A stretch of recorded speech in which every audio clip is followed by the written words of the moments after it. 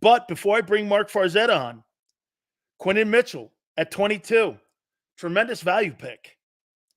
DeJean at 40, absolutely another one. The Jalix Hunter thing, in my opinion, I don't get it. Off the reservation.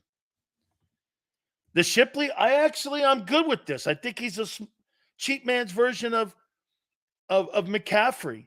Now, will the quarterback be able to find him? You guys talked me into the Smith guy. He kind of plays like Debo. The Trotter pick, again, he's an undersized linebacker. I thought he was at fourth or fifth. No, late third, fourth round. They got him into fifth. It's another quality pick. But one thing is for sure, the Eagles still, once again, did not address linebacker. So, however, what they did do in this draft, they addressed all their needs. And on April 29th, Monday, 2 days after the draft, that's all you can go on. Let's bring Farzetta in and get Marc's take on this draft and his takeaways from it. How you doing, Marc? I am doing fantastic, brother. How you been? Give me your quick takeaways from this draft on what you saw and what they addressed in this draft.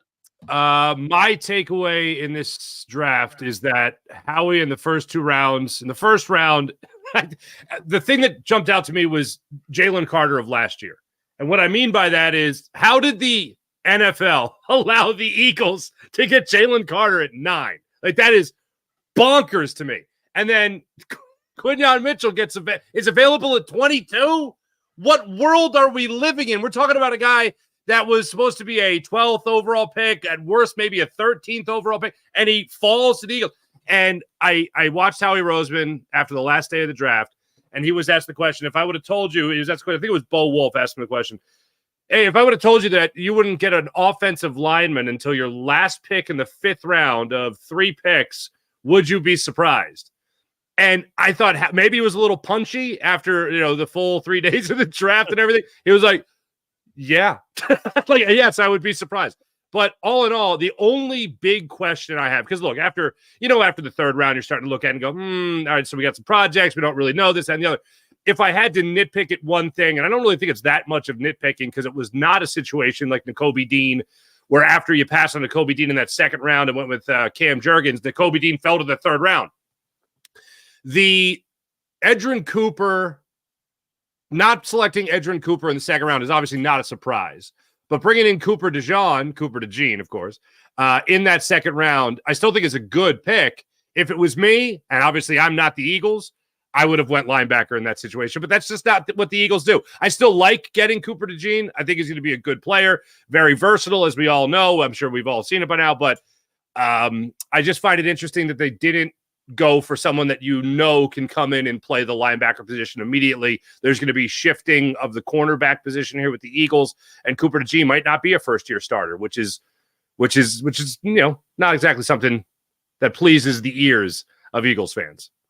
You think Quinton Mitchell and Cooper DeJean, do you think the additions of those two guys, that means Bradberry's out June 1?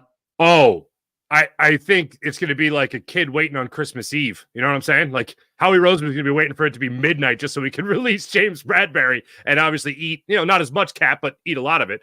And he said as much. That again, maybe it wasn't just because it was the 3rd day of the draft, but Howie has been more forthcoming than he usually has been in press conferences following draft picks. And when he talked to the media after the Cooper DeJean pick, he just flat out said, we're expecting guys to be, starters on this defense, and we have competition there, and we need to improve. We have a need at that position, is what he said verbatim. And everyone, including me, went, oh, James Bradberry's gone. So not just with the actions, which is what speak louder than words, of course, when you talk about draft picks and personnel decisions, but also the words themselves match the actions of what this Eagles team is going to be doing with James Bradberry in the very near future.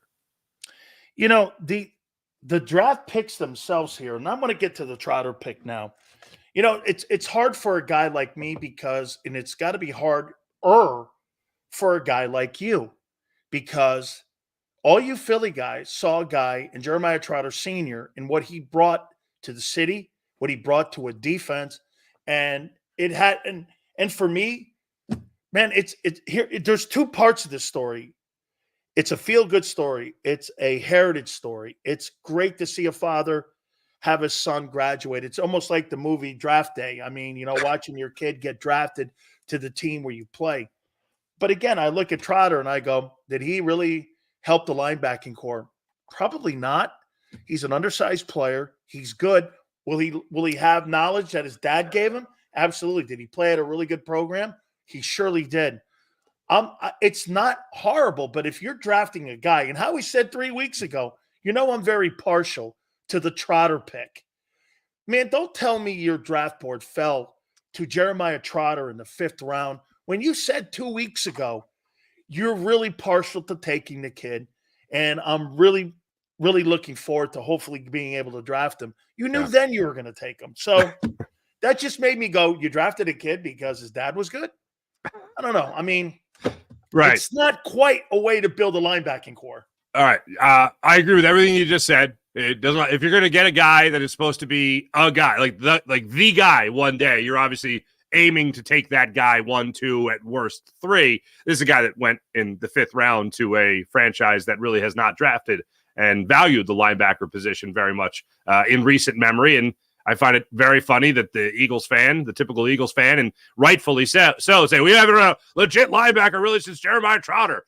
And yeah, but the problem is you actually had a legit linebacker in TJ Edwards who was undrafted and improved tenfold, more so than the Eagles even expected, but they weren't willing to pay him $7.5 million a year. So they actually had one, they just didn't value him, which has been more so the MO of the Eagles in that position since Jeremiah Trotter Sr. And again, I agree. But one thing I will say in how this kind of makes sense, if his name, let's just say his name was Marc Farzetta Jr. and he'd never played in the NFL, okay? And I never played in the NFL. But if he goes out there and has a little bit more of a step up on the competition in terms of knowledge, and here's a buzzword that hasn't been attached too much to Vic Fangio, which needs to be attached to Vic Fangio, because I'm starting to hear this more and more, communication. Yeah. These are things that when we talk about Vic Fangio's defense, okay, you're going to need someone that can tackle. Okay, well, Jeremiah Trotter Jr. can tackle. We know that. However, the speed is something that you want to see him be able to rev up. The size, you want to see him get maybe a little bit bigger for the NFL. I'm talking about getting all yoked up or anything like that, but just a little bit bigger. But then the communication aspect, the understanding of the philosophy of Vic Fangio is something that you're going to have a little bit of veteran instinct between the ears. And one thing I think most people can assume safely is that if you don't have the intangibles of a Jeremiah Trotter Sr., then Junior might at least have the know-how between the ears to understand what's going on in front of him. So I think the communication aspect of it and the experience of his dad is going to help him understand what Vic Fangio wants to do. Now, look, polar opposites in terms of what Vic Fangio did, or is what Vic Fangio is doing and what Jim Johnson is doing, but it's still the NFL. It's still understanding and breaking down what it is your D coordinator wants you to do. Marc, help me out and tell me if you think that I'm thinking too old here, because I heard a stat this morning. Okay. 74.5% of the NFL draft, the entire draft, was drafted on offensive players. Look at that. I mean, less than 30% of the players that were picked in that draft over the weekend, all 3 rounds, were only defensive players, and the first defensive player wasn't taken until like the 14th pick or something. I think the kid Verse. 15th pick was the first defensive player. Yeah. Okay, and you're like, okay, well, maybe it's not just an Eagle thing; it's a league thing with all the rule changes. That, hey, you don't have to be a great defense any longer. You have to be kind of an adequate defense. Yeah. In today's NFL, I mean, is that what it's trending to? I mean, that's what it is. And you know this, but if I was you, and I'll reverse the roles, Sills. If I was you, I'd feel the exact same way, because I'd look at it and go, hold on a second, what about defense? What about hitting a guy? What about the coverage? And what about physical play? Hell with that, man.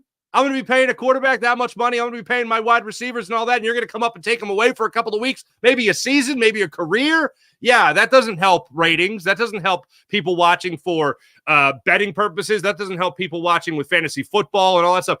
Why am I going to make things easier for a defense? They say what you will about the hip drop rule. What they are encouraging, Sills, is that if you get beat by an offensive player, just throw your hands up and be like, well, I fell for that juke. I can't get him. You can't bring it. You literally cannot tackle if a guy made a quick move on you and he's by you. That's illegal now. It is bonkers to me that that's the way the NFL has done this. But look, it's not about where the NFL is going. The NFL is going to an 18-game schedule, not an 18-week, 18-game. No. I think they're going 20. Oh, I think God. we're going to go 5 or 6 years from now. We'll be playing a 20-game NFL schedule with 2 byes in it. Yeah. I screamed from the mountaintop cells long before you and I knew each other. I read that story, and of all magazines, I think it was in GQ on Roger Goodell. And it was the greatest insight I had ever seen or ever read on a commissioner or really anybody in power in sports. And it was the commissioner of the NFL, and they highlighted everything about Roger Goodell. And this guy's basic goal, was to make the NFL the single biggest and greatest thing globally. Yeah. Like compete with, soccer, football, not football, but football, compete with that globally. And I said, this guy is without question. And at the time, he had already started the movement of making the game safer. And the only reason you're really doing that is not because you're some nurturing mother of a commissioner. It's because you want to make sure that these guys, you can sell them on the idea. Look, the game of football has never been safer than it is right now. You could play 17 games. You could play 18 games. You could play 20 games. That's the only reason. And, some of that's to be admired, but also how much more of how much more are we going to dissolve the real product of football that we actually grew up loving? And it turns out, I think we're going to find out how much people are willing to take. Absolutely here. All right. What's your favorite pick in the draft the Eagles had? I'm very curious about Shipley. I love the idea of a guy being competitive with his grade point average. I love the idea of a guy being a versatile guy that could be the wide receiver, be the slot receiver, be the running back, be the type of guy that can carry the ball out of the backfield, be a target for Jalen Hurts. And one of the things that I liked about the pick also is I also like what it kind of solidifies about the mentality they're going to want from Jalen Hurts in the upcoming season. They went and got a guy in Saquon Barkley who can obviously be a home run hitter with catching passes out of the backfield. They drafted a guy, not of course in the first round, but they drafted a guy that can also be a targeted receiver out of the backfield. I think that speaks a lot of the desire of the direction they want Jalen Hurts to be able to go in. Where, and I'll say it like this, in baseball, you always refer to it as, singles aren't a bad thing. True, everyone wants to see a home run, but if Jalen Hurts is scanning the field and he's going through his progressions and he is even at 1 and 2 and sees no, not there, it's okay to go with a single and just dump it down to a running back who might be able to make one guy miss, might be able to get you 5 yards, might be able to get you a couple yards upfield. That's okay. And I think a guy like Shipley is a guy that can come in here, catch the football, run the football. Everything I saw from him at Clemson, there were some pretty huge holes for him to run through. But still have that versatility and the quickness that you need for a guy coming out of the backfield like that. So that's the most intriguing pick and non-sentimental, because obviously I've got to know Trotter a little bit being here in Philadelphia for so long. But yeah, first intriguing pick, that most intriguing pick, most exciting pick, I think it's that one. All right, let's get to the bullshit part of this now. And here's who I mean, there's a lot of bullshit artists. And by the way, I'm not adverse to being a bullshit artist myself in time. So I'll say this to you. A bullshit artist can spot a bullshit artist any single time, okay? So here's Darius Slay. And let's just go back to the season last year. Hey, I played good. The rest of my teammates sucked. Yeah. Okay. Yep. And now, after these two guys are drafted, did 2 corners to take both Bradberry and his slot and his position. Hey, I'm here to be a teacher and a mentor. Nice. I'm here to help. I'm like this. Oh, my God. Please tell me people in Philly do not believe that. I think what people buy, the percentage of what they're buying, is that he's going to play nice, but he doesn't want to lose his position. He's going to say all the right things publicly. If you want to, chop it up. If you're Quinyon Mitchell and you want to chop it up with Slay, right? If you're Cooper DeJean and you want to chop, you want to chop it up with Slay, go in there and chop it up. But when it comes to the real competition, Slay doesn't want to lose his job, man. Slay wants to see this thing into the mitt, man. He wants to take this to the house. He wants to make sure that this defense, even under 12 million reasons why he doesn't want to. 1,000%. And look, I don't think the Eagles it is interesting that you look at Lito Shepherd, you look at Sheldon Brown, both those guys coming out, and you had I was talking about this the other day. Brian Westbrook to LaShawn McCoy. Like, think about that. You were great at the running back position. Even before that, you went from Troy Vincent and Bobby Taylor to Sheldon Brown and Lito Shepherd. Like, that's unbelievable. With Dawkins as part of the overlap, that's unreal. I don't think it's going to be as smooth a transition right out of the gate with Slay and Bradberry to DeJean and Mitchell. Mitchell, I think, is going to be the breakout guy. I think Mitchell's the guy that's going to turn heads and take the job of James Bradberry. And I think you're going to have a guy like Slay and, an aging veteran who might miss some time. He'll start to lose some time later in the season, possibly wear and tear to Cooper DeJean. And hopefully Cooper DeJean is taking advantage of every opportunity that they give him. And then you also have some other guys there that I know we've already pushed aside because of this draft and who you took it in the first round and the second round. And you've already pushed Eli Ricks aside. You've already pushed Keely Ringo aside, just like that. And I get it to a certain extent. Yeah, but you see a new chick on Instagram and you're like, hey, I like her better than what I liked last year. It's a new chick on Instagram, or you get one on X, you got a new, I like her. Andrea Reed, not that I'm following anything. Hey, that's you what might be fans are, man. They see a new one, they chase tail. You might be onto something. Only GMs accounts. That's where GMs are just looking at the players on just scrolling like it through Instagram or OnlyFans, whatever it might be. That's what that you could crack the code. That's a $1 billion idea, friend. It's the Mel Kiper of the modern day. Okay, here's my favorite. You knew AJ Brown. You knew he was going to start doing this. It only took. Wait a minute. Before let me do AJ Brown first. Okay. So AJ sees 25 million.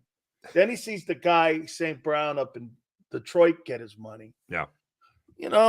I put up big numbers and I'm this and I'm that. And I've been a really great, numbers guy myself and targets. When do I get? Well, we're going to get to you, honey. Don't worry about it. So she kicked her heels up enough and he ends up, AJ Brown gets his contract extension. Mm-hmm. I just think they did that because they had 2 years remaining on his deal, but they didn't want the shit in the offseason. Or they didn't want the shit during the season to hit the fan. That's why I think they addressed it sooner. They didn't have to address this, Marc, for 2 years. They don't even have to address Devonta for 2 years. Mm-hmm. Why did they do that now? Well, I think obviously he changed his Twitter avatar to Tom Brady. So they jumped right in and they said, we got to take care of this. I love the Patriots. So the Eagles are paying you $25 million a year. Yeah.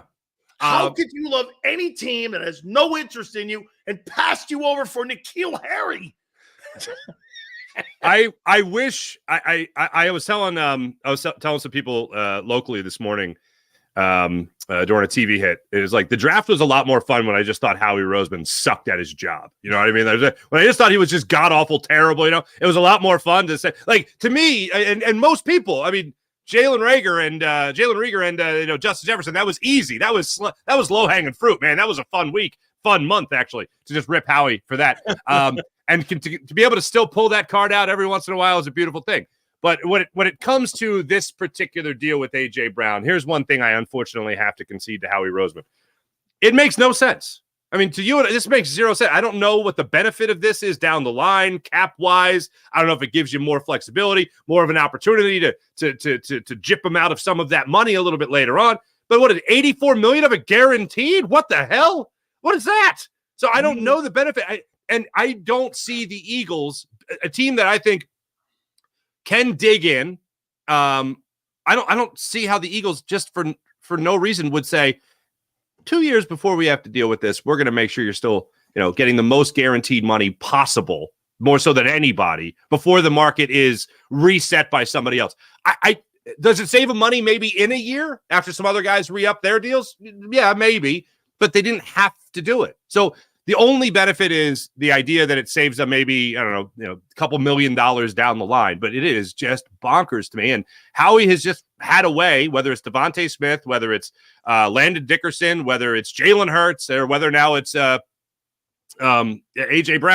Owens, it's just a way that they get ahead of things, and they have a way of doing this. And Howie, if there's anything I got to tip my cap to, it's the fact that Howie just knows what to do with that money, man.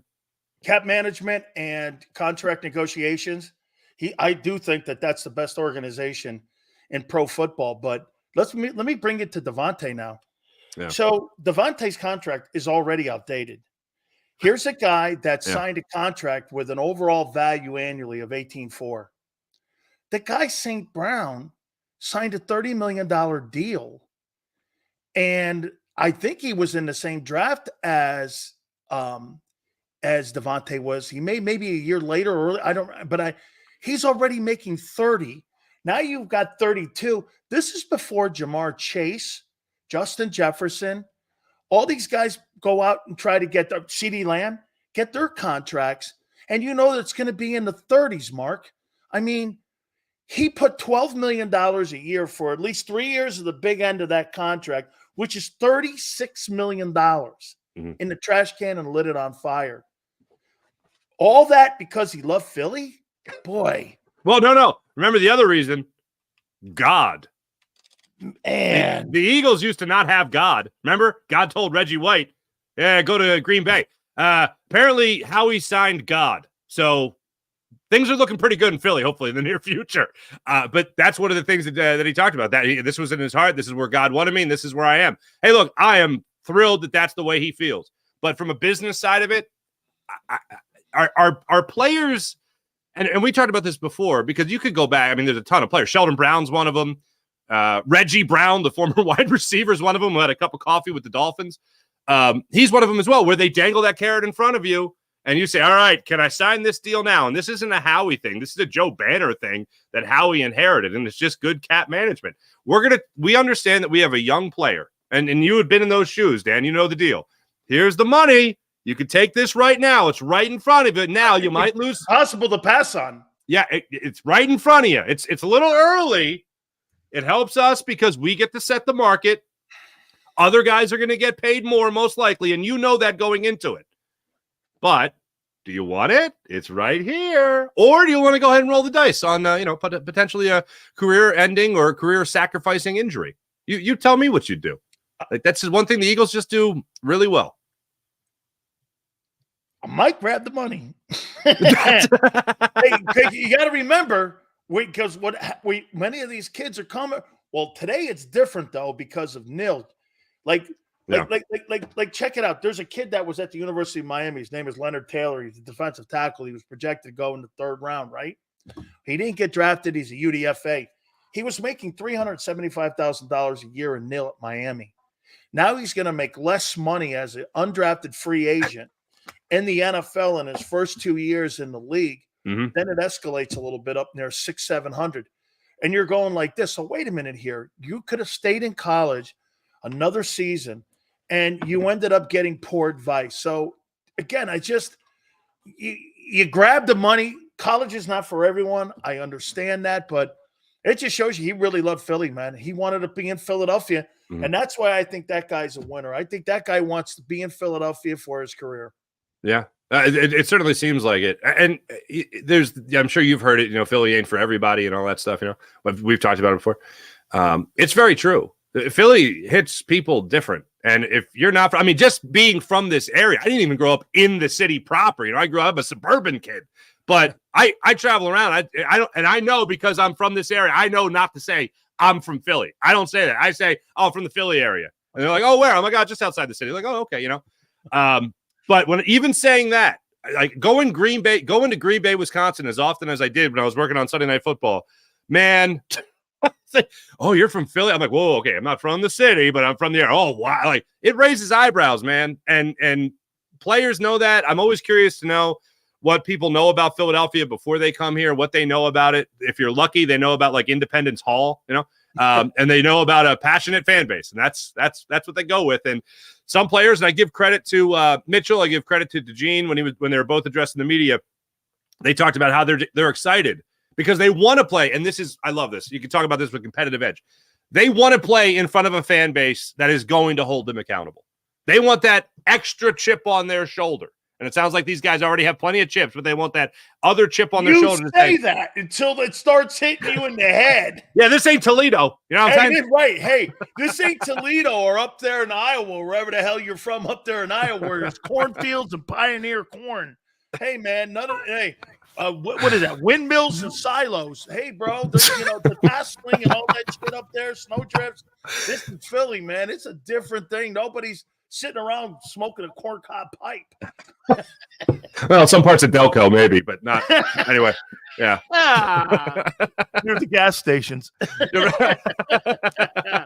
yeah, it's going to be interesting. Yeah. Two last questions for you here. Yo. All right, man. Dude, this offense, let me show you this here with your boy Hurts now here. Oh, boy. So Hurts has Barkley, Gainwell, Shipley, Brown, Devonta Smith, Devontae Parker, Dallas Goedert, Mulata, Dickerson, Cam Jurgens, Tyler Steen, Lane Johnson. If this guy doesn't put an MVP season together, he ain't it. Well, first off, let me just say I'm a little disappointed. You said, let me show you something. I was expecting a grease board, and I thought you were going to draw me up a play. That's anyway. Pointer. Okay. He's way more intelligent than me. I use crayons. Yes. This is a no excuse. There's no excuses. Hey, if you're a ride or die Jalen Hurts guy, buckle up. All right. Because we're going to find pass fail. And I don't want to hear any BS about, and I like Jalen. I'm a Jalen Hurts fan. I hope he is here for a long time. And I think he's going to pass with flying colors this year. But if you have any doubt, if you're still in the mindset of, oh, is he the guy? That whole thing. I don't want to hear any BS about, oh, it's my first year with Kellen Moore. Dude, it ain't your first year in the NFL. It ain't Kellen Moore's first year in the NFL. And there's just about every quarterback in the NFL would like to have your receivers, your tight end, your running back room, as a matter of fact, even with Kenny Gainwell, that offensive line, even minus Jason Kelce, every single quarterback wants what you have. Go out there and exploit the hell out of everybody on this offense to make this offense better. No excuses. With those weapons and the offensive mind of Kellen Moore, and by the way, your experience, because it's not just your second year in the league anymore. You're not just becoming a starter. You are the paid franchise quarterback. You got to go out there and you got to pass with flying colors. John McMullen and I had this conversation 2 weeks ago. If you have outside the top three, and wins and losses are ultimately going to determine it, but if this offense is outside the top three, and I'm being nice with that, it's a failure for the offense. It's a failure for the offense.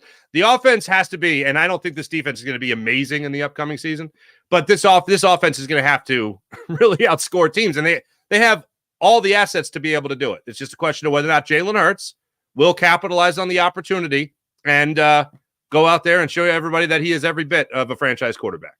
Finally here, just, you thought Brian Johnson sucked as a play caller, right? I was not a fan of Brian Johnson. That is safe to say. So, but help me out here on the way out here. So AJ gets a new deal. Devontae gets a new deal. Mulata gets a restructured deal. Landon gets a new deal. Your quarterback now is elevated to $50 million. You signed a $10 million running back. Isn't it funny that everyone had career years except Hurts, and everyone got paid? Brian Johnson got everyone paid, and the quarterback had to step back. How is that possible, Mark, that both receivers got paid massive money? They're both $50 million guys now. Mm-hmm. The left side is now secure in all new contracts. If the offensive coordinator is so bad, how come all those guys get paid? Who acquired A.J. Brown? That'd be Howie, right? All right. Who drafted Devonta Smith? Career years number-wise, too. Jalen had it down here. Absolutely. Well, yeah, Jalen had a down year, but got paid before Brian Johnson ever called a play for him. Brian Johnson was the quarterback's coach when Jalen Hurts.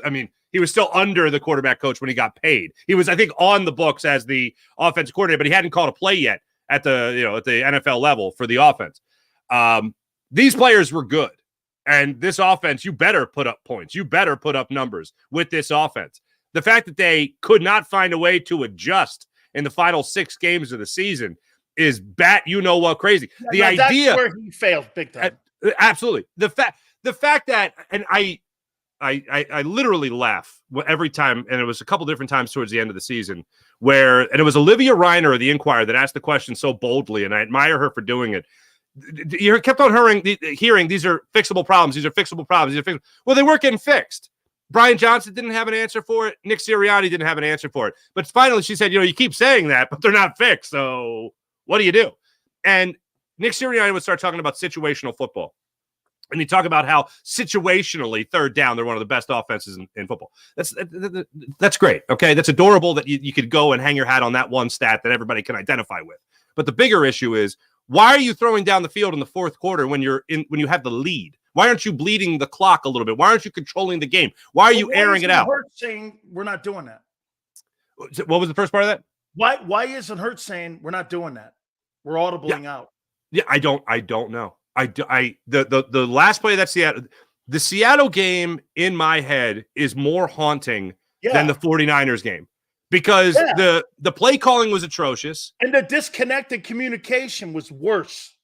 The first and 10 to Quez Watkins down the field when you're up 4 points with 8:15 left in the fourth quarter, and Kenny Gainwell's open at the line of scrimmage for a dump down, for a single, as we were talking about earlier. He just chucks it down the field to Quez Watkins and gets intercepted. That's a stupid, horrible decision to make that. If Brian Johnson can't get that into Jalen Hurts' head, if Nick Sirianni can't get that into Jalen Hurts' head, well, then Kellen Moore's got to make sure he can get that into Jalen Hurts' head. And then, of course, the final play of the game where they improvised and A.J. Brown, or not the final play of the game, final play for the Eagles offense, and it gets picked off. There's no reason for that. Against the Commanders, the same thing. You're leading late in the fourth quarter. You air it down the field to A.J. Brown, who then gets called for the taunting penalty. That's the situational football that most people have a problem with, not the third down stuff. It's situational football like that. And I leave you with this. I know why Big Dom is needed, because they needed to have him in the situational room and in the draft room, because the only thing redeeming that I've seen Nick Sirianni do the last 2 years is slap Howie Roseman's ass after a draft pick. And, I was like, way to go, coach. Here's a coach move. He slaps his general manager's ass after, what was it? What pick was it that he slapped him? The Cooper DeJean? No, I think it was Quentin Mitchell. I think it was Quentin Mitchell. Quentin Mitchell. I think it was Quentin Mitchell. Yeah. Ass slapping in the draft room there, and that was a wonderful look. I mean, between screaming at fans in Arizona and Indy, Kansas City, and slapping Howie's ass in the draft room.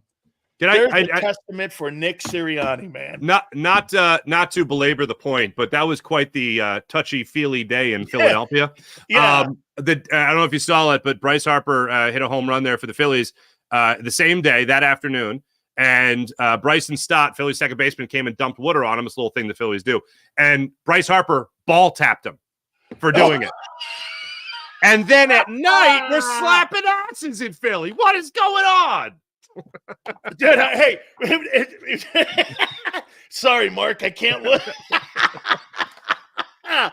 So wait a minute, ball slapping and ass slapping in Philly? Hey, I thought that stuff was out for the West Coast and San Fran. Oh, no. Sorry, Niner all day. It's on I didn't mean that. It's on the Declaration of Independence. I think we put that there. We're gonna ball slap King George. And we're gonna ask right there at Independence Hall when you walk in. Ball slapping and ass slapping are not allowed at Independence Hall. There's a statue of George Washington. You can just slap. Hey, good hustle, George. Slap him right there. You know what I mean? I heard George wasn't allowed in Philly. Only Ben. we're much more of a Ben Franklin crowd. We're much more of a Ben Franklin. Old Benny Franks. Absolutely. Awesome stuff there, Farz. Thank you so much for joining us, man. I really appreciate it. Always a pleasure, brother. Take it easy. You bet. Marc Farzetta. Don't forget to join him. He starts the programming off here at JAKIB each and every single morning. He does an outstanding job. By the way, Bob, you misheard me, dude. I have never in my life called Toledo a Power 5 or the MAC a Power 5 conference. I vote for the top 25 teams in the country. You misheard me, guy. One of the criticisms that I've had on Quentin Mitchell is that he didn't go to a Power 5. He did not go to a Power 5. Yale, did you not hear me say one of my criticisms on Quentin Mitchell was that he didn't play in a big-time conference? He played, dude, if I said it, Bob, one of the complaints I had on him was he did not play in a Power 5. Nobody on the planet looks at the MAC and goes, Ohio University is a Power 5 school. Nobody on the planet would say that anything in that Miami of Ohio is not a Power 5. Who in their right mind? Bob? And if I said it, it was a mistake. Bob? Nobody on the planet says that that's a Power 5 school. Yale even heard me. My big criticism was he didn't play in a Power 5. Holy cow. Hey, Bob, congratulations. You either misheard me or I misspoke.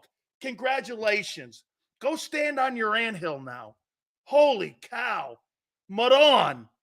This guy's been going 2 hours.